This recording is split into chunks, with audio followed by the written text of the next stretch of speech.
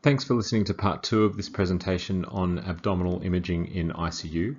I won't give you a long preamble like last time, but I'll just point out that we'll be covering the pancreas and bowel in this section, along with a discussion on intra-abdominal bleeding. So let's get straight into it. First up is the pancreas, and we're going to start with the most examinable pathology of this organ, pancreatitis. Now, I've always found the pancreas quite difficult to visualize on CTs. I'll admit my anatomy has never been the best, but it's certainly useful to have a few landmarks to place it and to know which part you're looking at. There are 4 parts to the pancreas: the head, neck, body, and tail. Although there's a lot of variability, my tips for identifying each part are as follows. First, the head lies in the C shape of the duodenum.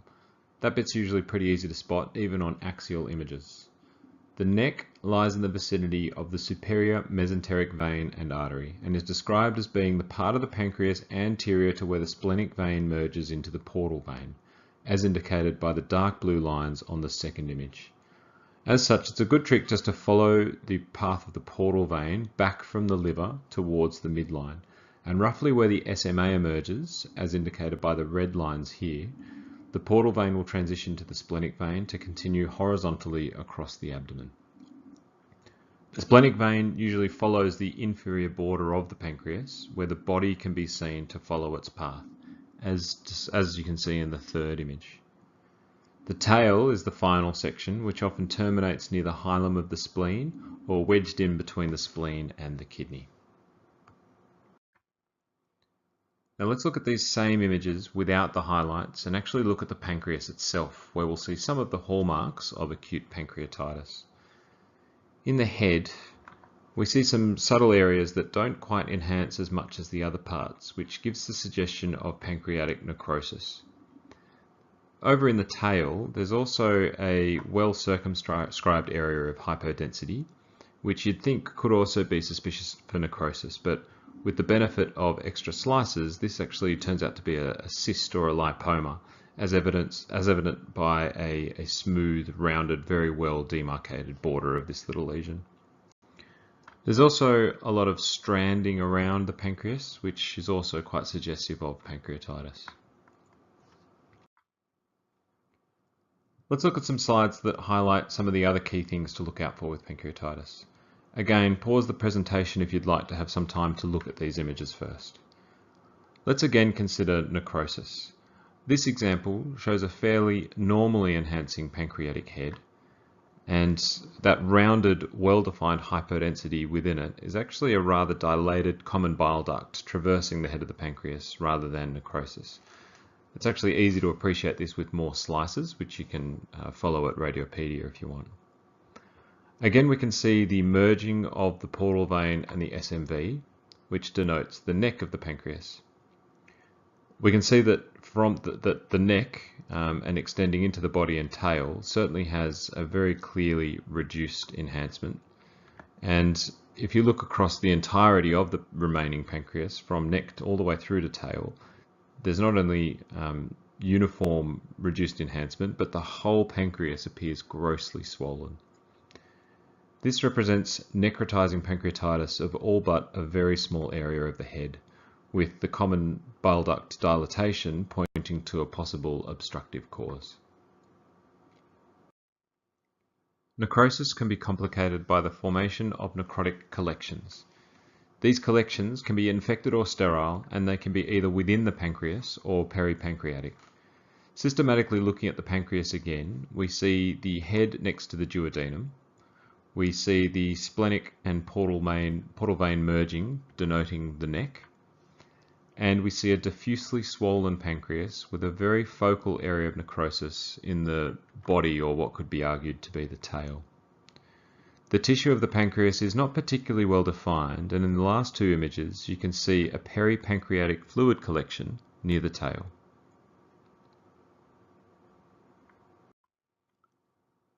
After 4 weeks, such collections can develop into walled-off pancreatic necrosis. As the name implies, the key characteristic of this is the formation of an encapsulated collection. This image is from the same patient as the previous scan, taken 3 weeks down the track. There are clearly a number of very large heterogeneous and thus probably hemorrhagic collections which have replaced the pancreatic tissue. You can see the SMA poking out on the left image, which should be in the vicinity of the pancreatic neck, but all you can see is collection and not really any pancreatic tissue at all. These collections can also become infected, and here is an example of such infected necrosis. Again, systematically, we see the head next to the duodenum, we see the SMA showing us where the neck is, we see some patchy necrosis within the neck and the body,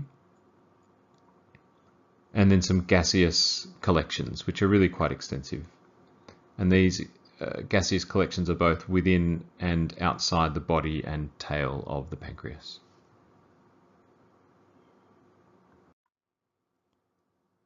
Now, it's important to distinguish the collections we've discussed so far, that is, collections in the context of pancreatic necrosis, from the other common finding of pancreatic pseudocysts.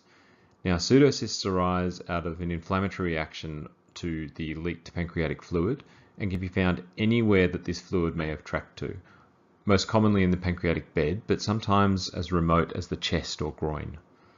The inflammatory reaction forms a thick wall around the collection, taking some weeks to form. Like other pancreatic collections, they can be infected or sterile, and it's often difficult to tell the difference on imaging. Consider these three examples where the pseudocysts are seen to be rounded and thicker walled than the other collections and appear to be filled with homogeneous fluid.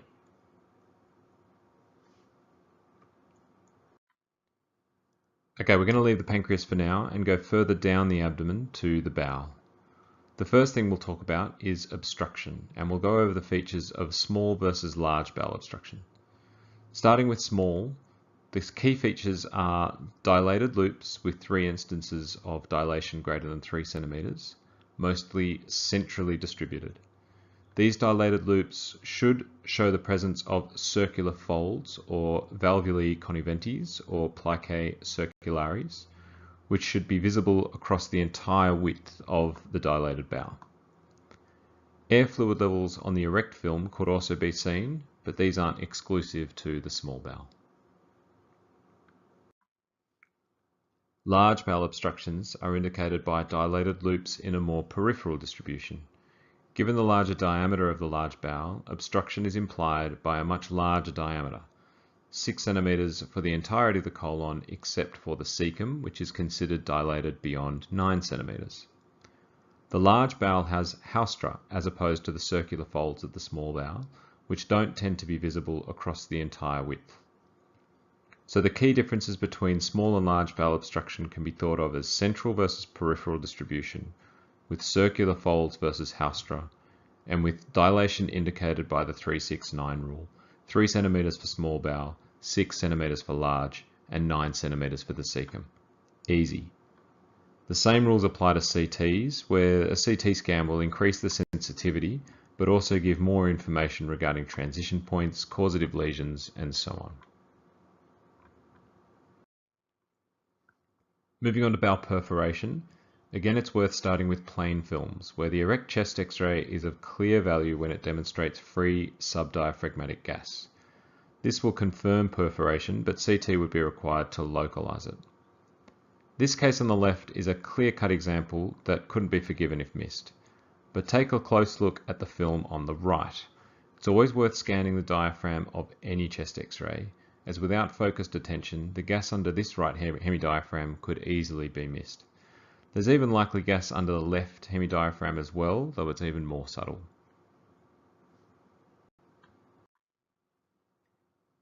Of course, CT increases the sensitivity of detecting perforation, and your best bet to increase the detection of peritoneal free gas is to use the lung windows for a quick scan through the axial abdominal images.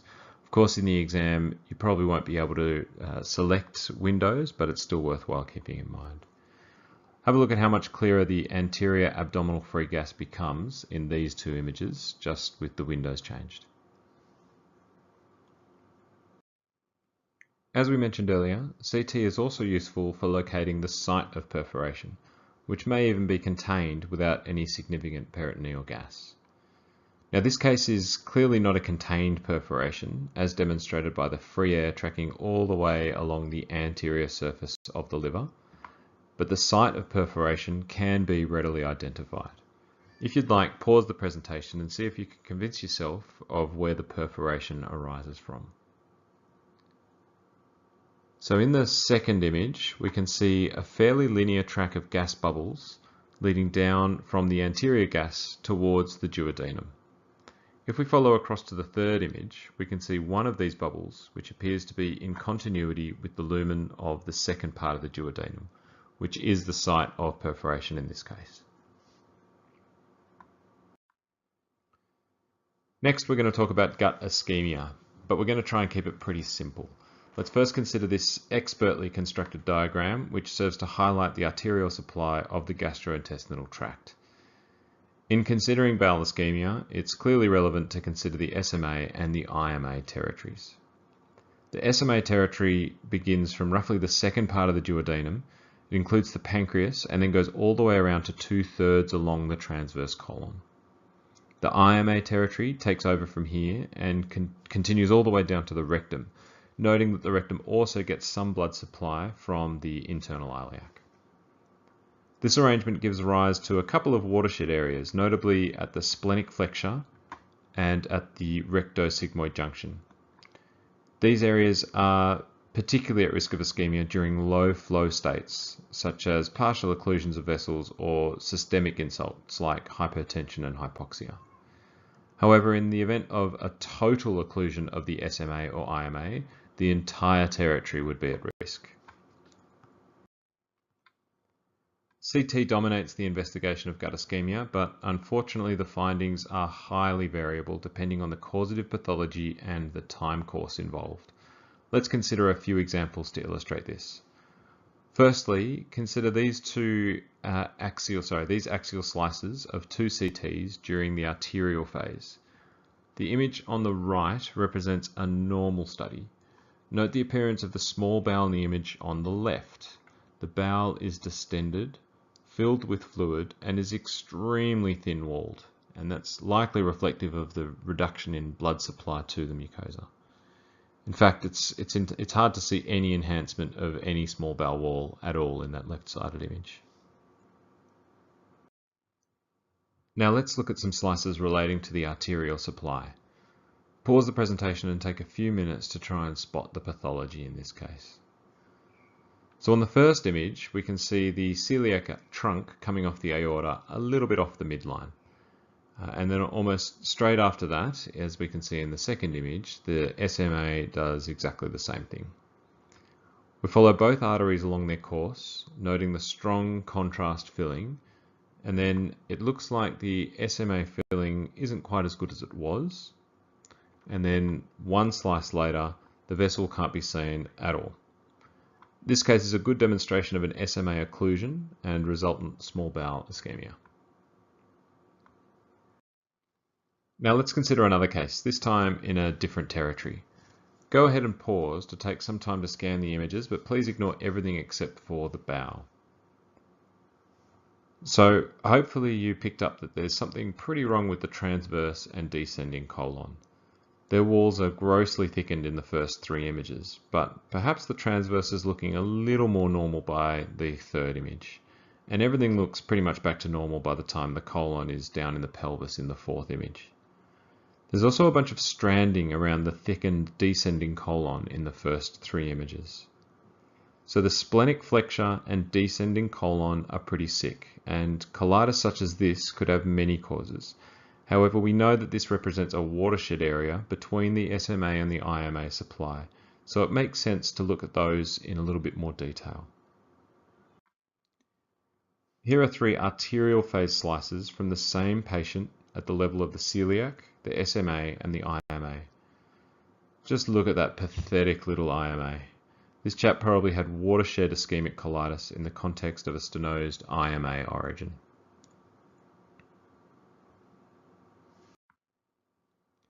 The last thing we're going to look at in the bowel is bleeding, the imaging for which is becoming more and more common as interventional radiology plays an increasing role in its management. It still seems to be the case that upper GI sources of bleeding are best initially investigated and managed via endoscopy, but that might be changing for lower GI bleeding. CT angiography is becoming the modality for first-line investigation of lower GI bleeding, where bleeding at a rate greater than 0.35 mL per minute will be detectable. The sensitivity of CT angiography for detection of active bleeding is somewhere around 90%, and this drops by half in the setting of only intermittent bleeding. Let's consider two examples which highlight the key points about spotting active lower GI bleeding. And for convenience, we're going to look at the same territory to labour the point. Consider this series of axial images during the arterial phase of a CT angiogram. We're at the level of the sigmoid here, and in the first image, you can make out the bright appearance of extravasated contrast in the lumen. Take a few moments to look at this series of images, and note that there's barely any extravasation by the time of the fifth and final slice. Here now are the same slices during the portal venous phase of the scan. Spend a few moments comparing each image on the top with its counterpart below, and pause this presentation if you have to. Since the portal venous phase occurs after a delay from the arterial phase, blood, which has contrast in it, has continued to ooze between the two scans, and pooling of contrast can be seen to occur. The first few images look fairly similar, but the difference becomes clearer looking at the last two images. There was barely any contrast at all in the final slice in the initial images, but in the portal venous phase, you can see it outlining the folds of the sigmoid lumen.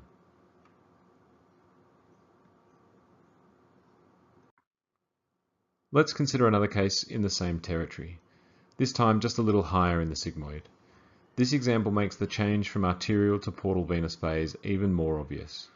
Take a look at this series of arterial phase images, and looking at the second image, you can make out a small blush of contrast that is extravasated into the lumen of the sigmoid. It's fairly unimpressive and only really visible on the single slice, so it's pretty easy to miss on its own. However, when we compare the arterial phase images with these portal venous phase images, the diagnosis becomes much clearer. There's a lot more blood now, and this confirms the diagnosis of active sigmoid arterial bleeding. Now, I had lots more things that I really wanted to talk about, but this talk's already gone on a lot longer than anticipated, so I'm going to finish off on a few slides on abdominal bleeding outside the bowel. First, we're going to reconsider our amazingly high fidelity and super professional diagram outlining the blood supply of the GI tract, but we're going to add some bits like some kidneys, adrenals, and the major vessels, and instead of dividing them by blood supply, we're going to consider them by which space they lie in, either within the peritoneum or in the retroperitoneum. Some of the key bits to point out are the inclusion of most of the duodenum, the pancreas, the great vessels, and the ascending and descending limbs of the colon in the retroperitoneum. In this fashion, we can start to appreciate how blood comes to be distributed in the abdomen and what the potential sources of that blood might be. Let's consider a case we've already looked at earlier. This is the poor chap with the grade 5 liver laceration that we looked at in the first talk when we talked about liver trauma.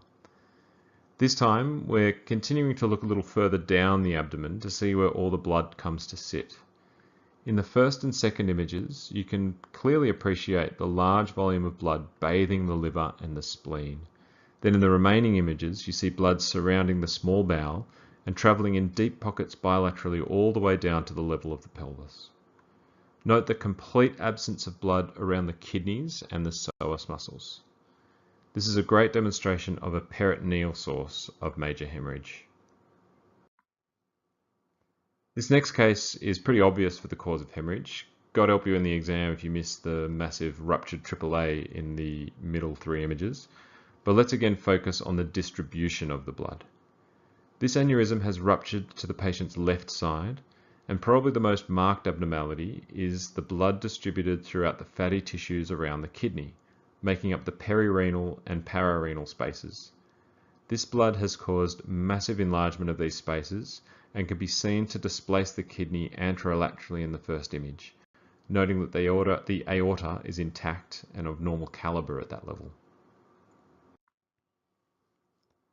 This diagram quite nicely demonstrates the fatty nature of the perirenal and pararenal spaces and their relationship to the aorta. It's quite simple to see how blood ends up distributed as we saw, and particularly the layered appearance of blood in those fatty spaces. To labour the point, here are two similar level slices from each of those two cases that we just looked at. Make sure you take some time to be familiar with the two distributions of peritoneal and retroperitoneal fluid.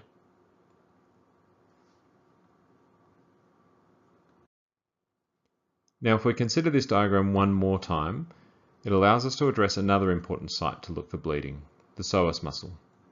The psoas sits behind the posterior boundary of the retroperitoneal space, the transversalis fascia. Note that in the setting of massive hemorrhage, this fascia can be disrupted, so it's not uncommon to find blood tracking down along the psoas after a ruptured triple A, for example. The psoas picks up the iliacus muscle as it heads into the pelvis, and together they sit in the iliopsoas compartment. This compartment lies in the retrofascial space. So our trio is the peritoneal space, the retroperitoneal space, and the retrofascial space. Apart from spread from retroperitoneal sources of bleeding, I'd say we most commonly encounter psoas muscle hematomas in the setting of trauma or anticoagulation, including coagulopathies. In the ICU setting, they're usually encountered on trauma CT pan scans or on investigation of leg pain or weakness. The key is to always look for psoas asymmetry. In this example, particularly in the middle two images, the bulkiness of the left psoas muscle is fairly convincing. The other main differential for such an appearance of the psoas would be an abscess. So to differentiate between them, of course, clinical correlation would be recommended. Thanks for making it this far through the two presentations. Again, my apologies for making it such a whopper. Please feel free to contact me with any questions or comments about this presentation, keeping in mind I'm no radiologist. And feel free to contact me about any other questions regarding the exam. I'd love to be able to help. I hope you get a lot out of the SAFE course, and best of luck with your studies and the exam. Thank you.